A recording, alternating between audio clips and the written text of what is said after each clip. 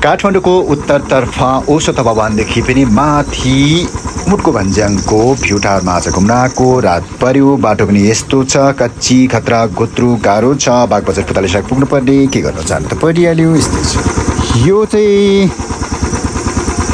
बालाजु माछा पोखरीबाट 7भन्दा ज्यादा 8भन्दा कम। यो बाटो त बनाउने ठिक छ, तर बनाए पनि यस्तै त हो। बर्खाको बेलामा यो दसैँमा बनाएको होला, बर्खामा खोलिहाल्ने कच्ची बाटो गाह्रो छ नि सर, के गर्नु। बल्ल अलिकति सजिलो बाटो आयो, फेरि कत्रा कुत्रु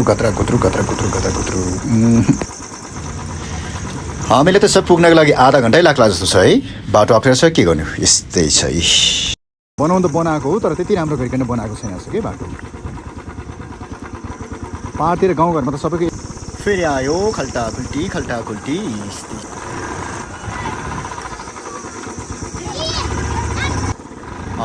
बल्ल बिचा है। यतिको भयो त साँगुरो भए पनि ठिक छ। झन् हेडलाइट डिमको सिग्नल दिइरहेको छु, बुझ्छ त यस्तो साँगुरो बाटोमा हेडलाइट बारेर चलाउँछ गाडी। हुन्छ कि त हो भनेको मैले दुनियाँले कमाइरहेको छ, दिनमा 50-60 हजारको व्यापार गरिरहेको छ, गर्दाखेरि हुन्छ नि भनेको हुन्छ। कसले खट्ने फेरि पीडित छ। बर्गर हाउस पनि छोडेछ। त्यो धेरैजनामा नि कुरा अर्को कुरा भएर पनि होला उनीहरू त्यस्तो भएको। त्यति महँगो ठाउँमा गएर खाइसकेपछि त्यही अनुसारको सर्भिसहरू चाहिन्छ, खोज्छ होइन।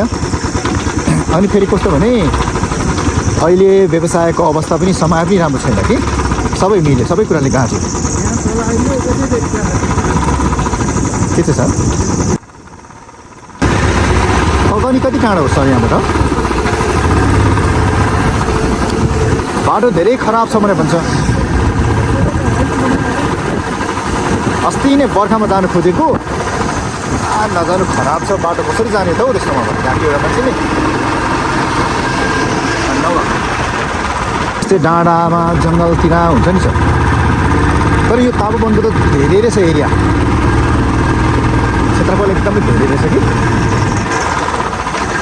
200 रोपनी कति अरे, 200 रुपियाँ कति लागेको मान्छे चाहिँ यहाँ जाने अरे, 2 लाख तिर्ने अरे, अनि जिन्दगी भने ती बस्ने अरे।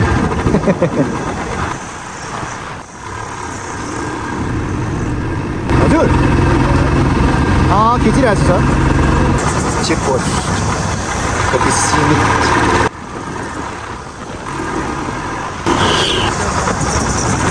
चक्र साउथ भन्नुभएको ए यहाँ हो बस्छ सर। एक्लै बस्छ है, एक्लै बस्छ है। ए यहीँ लिएर आएछ अहिले। तर भीम खड्काले त्यत्तिकै हावातालमा भाइ भनेको नि होला, त्यो काम बनाउनु सजिलो हुन्छ, भन्न सजिलो हुन्छ भनेर। म त मोटे त धेरै वर्ष पुगेको होला भनेको, 30 वर्ष मात्रै पुगेको छ।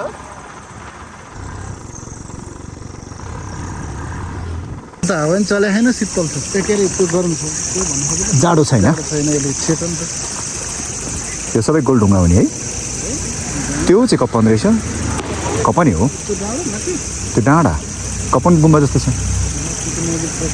हामी त त्यहाँ पो पुगेर आएको त है। कति नजिक छ कि यहाँबाट हेर्दा नजिकदेखि नि पुरै घुमाउनु भयो। त्यही हामी तल खोलामा झर्दा त कति घुमाउनु देख्छ। कहाँ त्यसो किन गएको रहेछ? अनि चिनेको मान्छे हुनु पऱ्यो, त्यतिकै कहाँ हुन्छ र। जाउँ सर।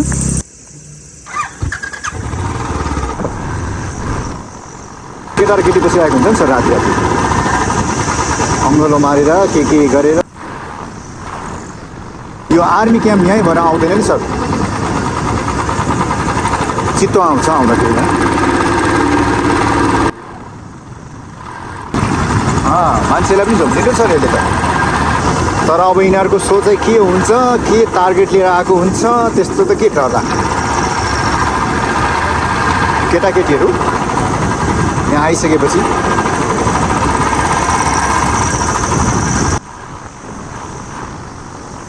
यो भन्नुभएको तपाईँले यस्तो, यो काठमाडौँ चाहिँ पहिला पोखरी थियो अरे सर, पोखरी नै हुनुपर्ने कि। अनि यो डाँडा वरिपरि बस्ती हुनुपर्ने है। पोखरा त फेल खाइहाल्थ्यो। फेरि पोखरा फेवाताल त धेरै सानो हो नि त यस्तो तुलनामा, यो त कति धेरै ठुलो है। अनि यो डाँडा डाँडामा चाहिँ सिटी हुनुपर्ने। त्यसपछि यो काठमाडौँ भक्तपुर ललितपुरभन्दा बाहिरको जिल्ला चाहिँ राम्रो विकास हुन्थ्यो।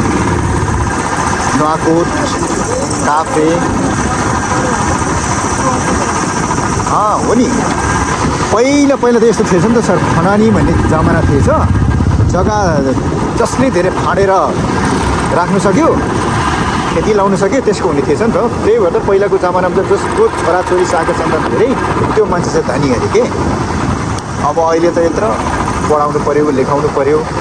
फेरि कस्तो भने अहिलेको केटाकेटीहरू जो कोही पनि दम्पत्ति जीवनमा दुःख गर्न चाहँदैन, सङ्घर्ष गर्न चाहँदैन। दुईजनाको एउटा बनाउँछ बच्चा, अनि कतै कथुङ्गली अचानक बाइचान्स त्यस्तो केही भइहाल्यो भनेदेखि सक्यो अहिले पनि। तर किन अब लाल पूजा हुँदैन, लाल पूजा नभएपछि त्यही अहिले केही समयको लागि बस्नुहुन्छ।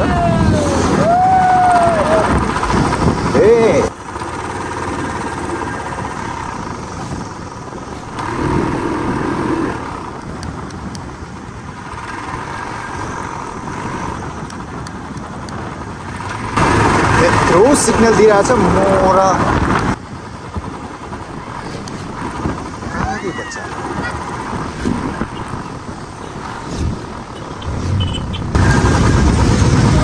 हेर्नु छ जात देउसी भाइ त